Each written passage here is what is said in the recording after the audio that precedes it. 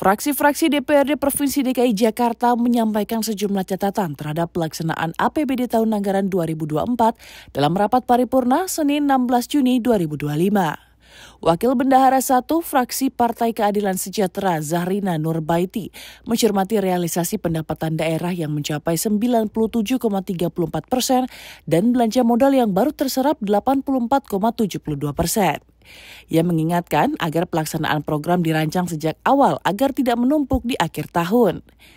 Dari sisi belanja daerah, fraksi PKS melihat realisasi belanja modal yang hanya mencapai 84,72% disebabkan oleh masih terdapatnya sejumlah pengelolaan belanja yang lemah dalam tahap perencanaan, pelaksanaan, dan pengawasan pengeluaran.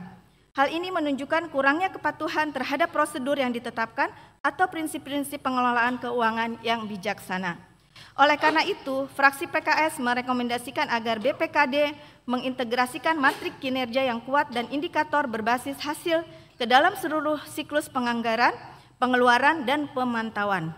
Ini memastikan bahwa keputusan belanja tidak hanya sesuai dengan peraturan, tetapi juga dievaluasi secara ketat untuk efisiensi, efektivitas, dan kontribusi langsungnya terhadap pencapaian tujuan kebijakan publik strategis.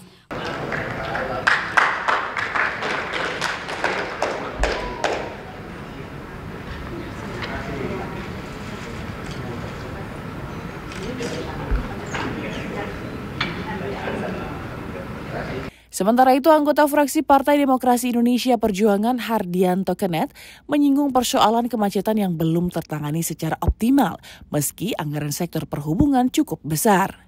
Karena itu, PDIP mendorong evaluasi menyeluruh terhadap efektivitas belanja di sektor transportasi. Kebijakan belanja daerah, fraksi PDI Perjuangan menyampaikan apresiasi yang setinggi-tingginya atas kebijakan pemerintah Provinsi DKI Jakarta yang menekankan anggaran prioritas pembangunan, khususnya dalam program prioritas akselerasi pertumbuhan ekonomi, realisasi sebesar 1,57 triliun dari anggaran 1,60 triliun atau mencapai 97,51%. Penanganan kemacetan, realisasi sebesar 1,45 triliun dari anggaran 1,6 triliun atau sebesar 90,20%. Kemudian penanggulangan kemiskinan, realisasi anggaran sebesar 7,66 triliun atau 97,42% dari alokasi anggaran sebesar 7,86 triliunan.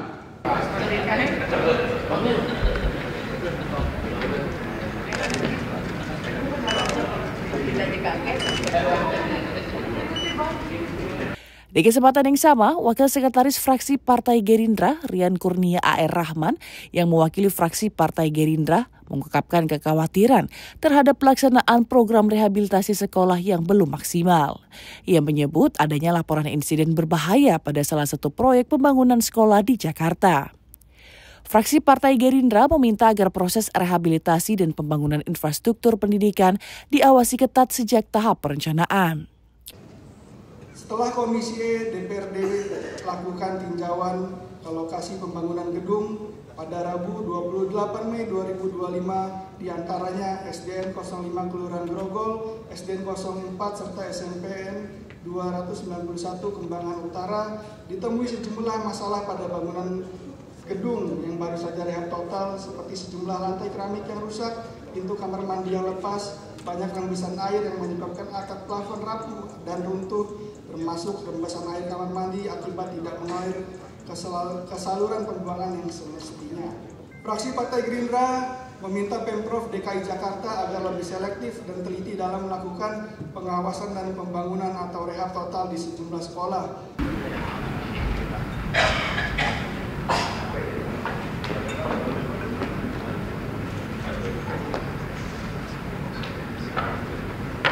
Anggota DPRD DKI Jakarta sekaligus bendahara fraksi Partai Nasdem, Raden Gusti Arief Yulifat, menekankan pentingnya transparansi dan akuntabilitas dalam pengelolaan keuangan daerah, khususnya terkait penyertaan modal daerah kepada badan usaha milik daerah. Arief menyampaikan realisasi PMD harus dipublikasikan secara terbuka, baik dari sisi nilai anggaran maupun capaian kinerja. Dalam pengelolaan badan usaha milik daerah, fraksi Nasdem mengapresiasi BUMD yang telah menghasilkan keuntungan laba bersih yang baik dan perlu ditingkatkan kembali. Akan tetapi, fraksi Nasdem mempertanyakan adanya kerugian sebesar 500 miliar lebih yang dimiliki oleh PT Jakpro berdasarkan laporan keuangan pada tahun 2024. Fraksi Nasdem mempertanyakan apakah kerugian ini disebabkan oleh beban depresiasi atau adanya kesalahan manajemen dalam menentukan bisnis plan dari setiap unit bisnis. Oleh karena itu, fraksi Nasdem mendorong agar Pemprov DKI Jakarta dapat melakukan evaluasi kinerja atas target pendapatan PT Jakpro yang berasal dari keseluruhan unit bisnis dan melakukan perbaikan bisnis plan yang dapat mendorong keberlangsungan BUMD yang sehat. Mohon tanggapan.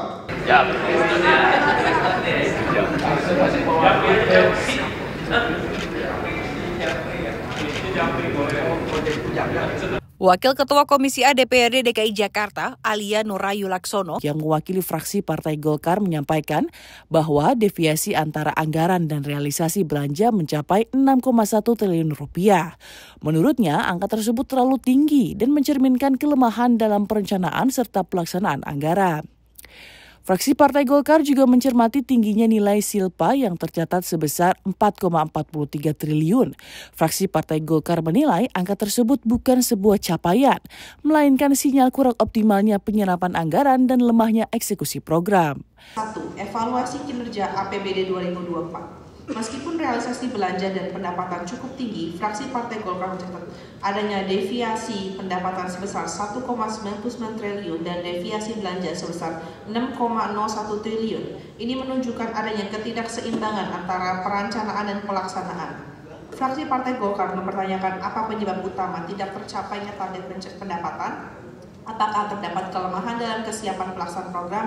Mohon penjelasan. Pengelolaan pembiayaan dan silpa. Dalam konteks perencanaan keuangan publik, keberadaan silpa memang tidak sepenuhnya bersifat negatif, terutama jika merupakan hasil dari efisiensi, namun bila disebabkan oleh rendahnya kapasitas serapan anggaran atau lemahnya eksekusi program, maka silpa yang besar mencerminkan adanya ketidakefisienan dan kegagalan realisasi pembangunan.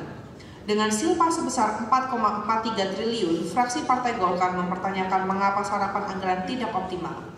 Bagaimana strategi ke depan agar silpa bersifat produktif? Mohon penjelasan.